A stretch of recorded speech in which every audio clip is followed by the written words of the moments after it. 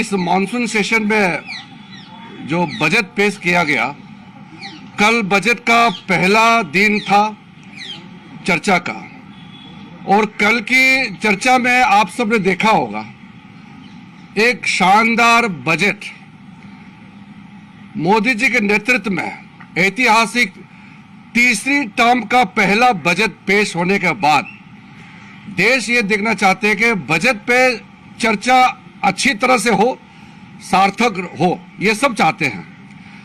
कल opposition party के कुछ मेंबर, खास करके कुछ दल के नेताओं ने जिस तरीके से बजट के समय में टिप्पणी की और जैसे भाषण दिया, मैं उसको सबसे पहले तो खंडन करना चाहता हूं कि बजट सेशन का गरिमा को नीचे गिरा करके इन्होंने सदन का अपमान भी किया है।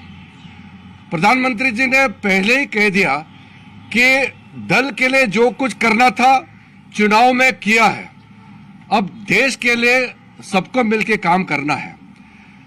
दल के लिए नहीं, देश के लिए अगले 5 साल देश के लिए सबको करना है, प्रधानमंत्री जी ने अपील किया। कल विपक्ष के लोग ने बजट के बारे में कुछ नहीं कहा, सिर्फ राजनीति की है। 2 चीजें विपक्ष के लोगों ने किया है कल।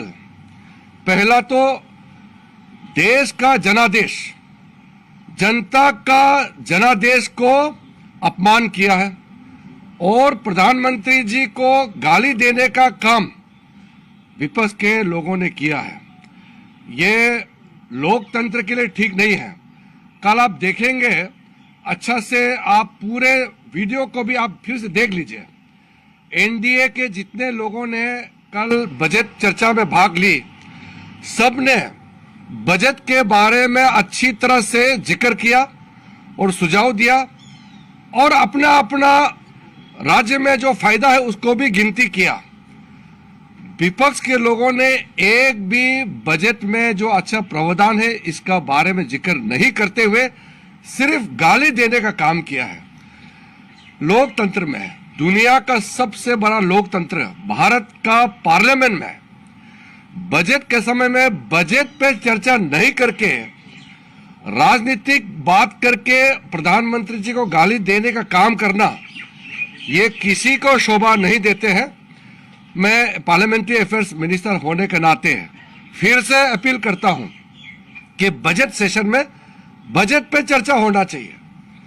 मैं विस्तार में तो नहीं कहूंगा क्योंकि अभी सदन में चर्चा चल रही है, लेकिन जो बजट में इस बार निर्मला सीतारामन जी के द्वारा पेश किया गया है, मोदी जी का तीसरी टर्म में भारत का दुनिया का सबसे तीसरे बड़े अर्थशक्ति बनाने का, 3rd largest economy of the world बनाने का पूरा प्रावधान नींव इस बजट में रखा है।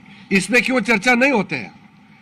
बजट में 11,11,111 करोड़ कैपिटल इंफ्रास्ट्रक्चर के लिए, capital expenditure, world class infrastructure बनाने के लिए जो बजट आवंटन किया गया उसके बारे में विपक्ष के लोग क्यों चर्चा नहीं करते हैं?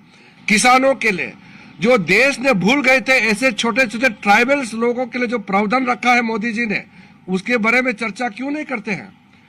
दूर दराज नॉर्थ ईस्ट से लेकर के कोस्टल एरिया से जो फिशरमैन, फार्मर, यूथ का जॉब एम्प्लॉयमेंट क्रिएशन के लिए, महिलाओं के लिए, किसानों के लिए जो प्रावधान है, इसको चर्चा क्यों नहीं करते हैं? सिर्फ गाली देने का काम क्यों करते हैं? मुझे ये बहुत जरूरी इसलिए समझा कि अगर सही समय में विपक्ष के लोगों का समझ में नहीं आया तो जनता पनिशमेंट देंगे उसको। जनता ने जनादेश दिया है और सरकार चलाने के लिए मोदी जी को तीसरे टर्म भारत के लोगों ने दिया है। हम अपने आप सत्ता में नहीं आया, मोदी जी को तीसरे टर्म प्रधानमंत्री बनाने के लिए यह जनादेश भारत के जनता का है और भारत के जनता का इस निर्देश को आप इस गलत तरीके से अपमान करके और नैरेटिव बदलने का कोशिश करते हैं, ये बिल्कुल सही नहीं है। बजट सेशन, बजट पे चर्चा होना चाहिए। बताइए ना, इतना हिस्टोरिक जो बजटरी एलोकेशन हुए हैं हर सेक्टर के लिए, कैसा खर्चा करना चाहिए वो बताइए ना। विपक्ष के लोगों को यह बताना चाहिए कि इतना बड़ा बजट को खर्चा करने के लिए और क्या क्या कदम उठाना चाहिए, वो बताओ ना, सुझाव दो। सुझाव देने के लिए बजट सेशन होता है, यहाँ गाली गलौज देने के लिए बजट सेशन नहीं होते हैं। मैं बहुत अफसोस के साथ कह रहा हूं, लेकिन अपील भी कर रहा हूं कि कल पहला दिन बजट में जो विपक्ष के लोगों ने हरकतें की है वो दोबारा नहीं होना चाहिए।